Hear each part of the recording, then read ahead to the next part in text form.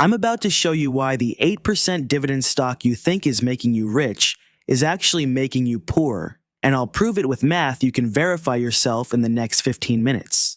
Here's the real question. Would you rather have $500 a month in dividend income starting today, or $2,000 a month 15 years from now? Because that's not a hypothetical. That's the actual trade-off between high-yield dividend investing and dividend growth investing. And here's what almost nobody tells you. The strategy that feels like it's paying you more today will leave you with less wealth, less income, and more risk in the long run. I'm going to show you 3 things in this video. First, the hidden math that makes over 15 years a 3% today dividend more profitable than an 8% dividend. Second, the real-world examples that prove it, including one comparison that will completely change how you think about yield. And third, exactly which strategy fits your situation, whether you're 25 or 65, because getting this wrong could cost you hundreds of thousands of dollars over your lifetime. I'm going to keep this simple, visual, and data-driven. Let's dig in. So let's start with why high-yield stocks are so damn tempting. You're scrolling through your brokerage app. You see a stock paying 8% dividends. Maybe it's AT&T. Maybe it's a real estate investment trust. 8%. Your brain does the math. If I invest $50,000, that's $4,000 a year. Every quarter, $1,000 just shows up in my account. That's a car payment. That's a vacation. That's real money. Now compare that to a dividend growth stock, Johnson & Johnson, Visa, Procter & Gamble, paying 2.5% to 3%. On that same $50,000, you're only getting $1,250 to $1,500 a year. It barely feels like anything, so naturally, 90% of beginners chase the 8%. It's human nature. We're wired for immediate gratification. That high yield feels safe. It feels profitable. It feels like you're winning at investing. But here's what I learned the hard way in 2019 when I loaded up on high-yield REITs right before the interest rate spike. That 8% dividend, it's a snapshot. It's one frame in a very long movie. And when you watch the whole film over 10, 15, 20 years, the ending is completely different than you expected. Let me show you the math that changed everything for me. The game changer is one concept. Dividend growth rate. High-yield stocks give you a big number today, but that number stays flat. Or worse, it gets cut. Dividend growth stocks give you a smaller number today, but that number increases 6%, 8%, even 10% every single year. And this is where most people's brains break, because we're terrible at understanding exponential growth. So let me show you the most powerful example I've ever seen. The Visa versus Verizon Showdown, 2008, Visa dividend yield, 0.2%, basically nothing. Verizon dividend yield, 5.6%, huge income. If you invested $10,000 in each, Verizon paid you $560 that year. Visa paid you $20. Verizon wins, right? Not even close. 2023. Here's what actually happened. Your $10,000 Verizon investment grew to about $20,000. Decent.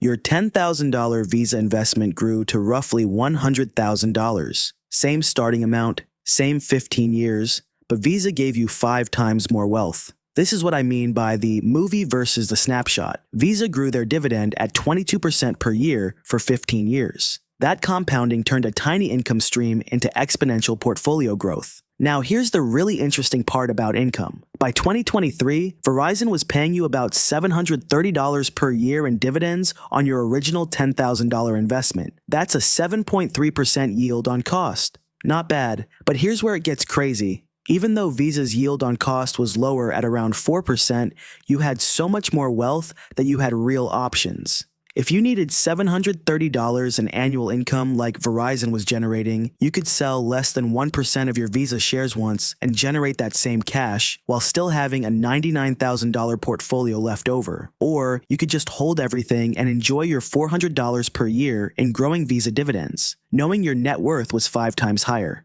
That's the power of total return thinking. Income is nice, but wealth gives you options. Okay, so Visa is an incredible example, but you're probably thinking, how do I find the next Visa? How do I know which companies will actually grow their dividends? This is where the Dividend Aristocrats come in. These are S&P 500 companies that have increased their dividend every single year for at least 25 consecutive years. Let me paint a picture of what that actually means. Johnson & Johnson has raised its dividend every year since 1962. Think about what they survived. The 1973 oil crisis, Black Monday, 1987, dot-com crash, 2000, September 11th, the 2008 financial meltdown, COVID-19. Through all of that, recessions, wars, pandemics, market crashes, they raise the dividend every single year. That's not luck, that's a business fortress. And here's the data that shocked me when I first saw it. From 2005 to 2023, Dividend Aristocrats as a group returned 11.2% annually. High-yield indexes returned 7.8% annually. And Aristocrats did it with 15% lower volatility, higher returns, lower risk. That's the holy grail. Why does this work? These companies have payout ratios under 60%. They're only paying out about half their earnings as dividends. The rest gets reinvested into growth, innovation, competitive advantages. Compare that to high-yield companies paying out 75% to 80% of earnings. They're maxed out. No room for error. When earnings drop even a little, the dividend gets cut. Quick question for you. Are you holding any high-yield stocks right now? Drop the ticker in the comments. I'm genuinely curious what you're invested in. I might even make a follow-up video analyzing the most common picks. Alright, here's the secret weapon that makes dividend growth unfairly powerful: tax-efficient reinvestment. Most people think about dividends as income you spend, but that's not how you build wealth. Here's what the wealthy do. They reinvest every dividend payment back into more shares. Automatically, let's say you own 100 shares of a dividend growth stock paying $3 per share annually. That's $300. You reinvest that $300 and buy 3 more shares. Next year, your dividend grows 8%. Now, you're getting $3.24 per share on 103 shares. That's $333.72. You reinvest again. Buy more shares. Year after year, you're buying more shares, and each share is paying more dividends. Over 20 or 30 years, this becomes exponential growth, not linear. Exponential. And if you're doing this in a tax-advantaged account, IRA, Roth IRA, 401k, ISA in the UK, you're not paying taxes on those reinvested dividends. So 100% of that growth compounds. Here's the comparison.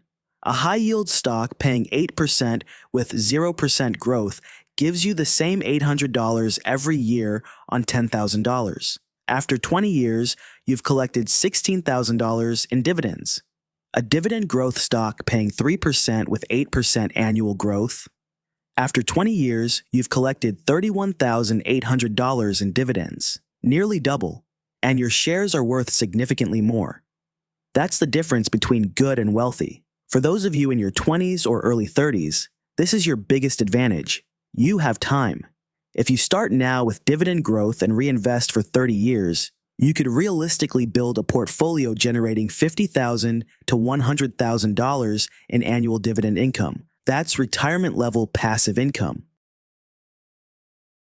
Now, let me show you what just happened in the real world that proved all of this. Between 2022 and 2024, interest rates went from basically 0 to over 5%. The Fed was fighting inflation aggressively, and something brutal happened to high-yield stocks. REITs dropped 20% to 30%. Business development companies got crushed. High-yield dividend ETFs lost 25% of their value. Why? Because if I can get 5% in a savings account or a treasury bond with 0 risk, why would I buy a stock yielding 6% or 7% that could cut its dividend or lose 20% of its value? I wouldn't. And neither did anyone else. So those stocks tanked. Meanwhile, dividend growth companies, Johnson & Johnson, Visa, Procter & Gamble, held up way better. They have strong balance sheets, less debt, less sensitivity to interest rates. But here's the part that really matters. Inflation was running at 3% to 5% during this period. If you owned a high-yield stock with a flat 8% dividend, Your real purchasing power was only growing at 3% to 5%. You're barely keeping up. But if you owned a dividend growth stock raising its payout at 8% to 10%, you're beating inflation by a mile. Your income is growing faster than the cost of living. That's real wealth protection. This is why Morningstar, JP Morgan, and S&P Dow Jones indices all say the same thing. Focus on dividend growth and sustainability, not the headline yield. But even knowing all this data, most people still chase yield. Why? Because the human brain is wired for instant gratification.